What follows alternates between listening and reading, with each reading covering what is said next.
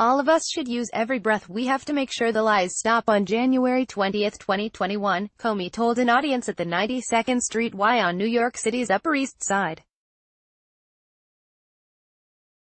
He all but begged Democrats to set aside their ideological differences and nominate the person best suited to defeating Trump in an election. I understand the Democrats have important debates now over who their candidate should be, Comey told MSNBC's Nicole Wallace, but they have to win.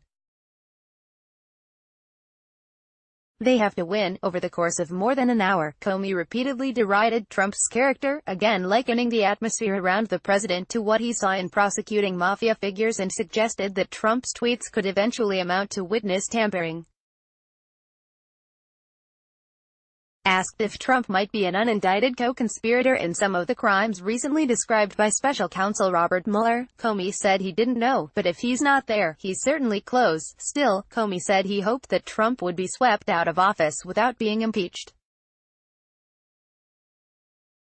Framing the rise of Trumpism as a political ill the country needed to exorcise at the ballot, he expressed a hope that Americans would, in a landslide, rid ourselves of this attack on our values. Removal by impeachment would muddy that, he said, and potentially leave a third of the country feeling like their chosen leader had been removed in a coup. Trump's decision to fire Comey in May 2017 was a key factor in the appointment of Mueller, who was handed the job by Deputy Attorney General Rod Rosenstein in the aftermath of Comey's dismissal and the subsequent leak of a memo in which he recounted Trump asking that he end an investigation into former National Security Advisor Michael Flynn.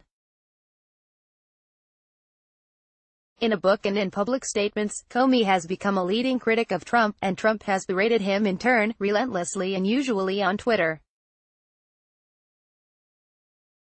Hours earlier, Trump attacked Comey in a pair of testy morning tweets, claiming without evidence that the former FBI chief had lied on Friday in his testimony to the House Judiciary and Oversight Committees. Leak and James Comey must have set a record for who lied the most to Congress in one day.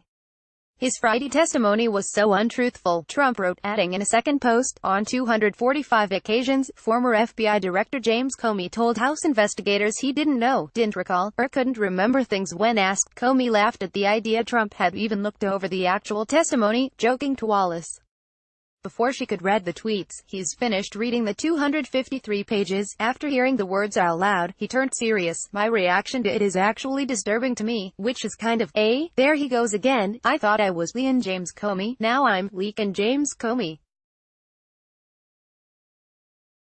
But I kind of shrug and sometimes smile and laugh about it, and then I have a secondary reaction, which is to be horrified at my own reaction," Comey said.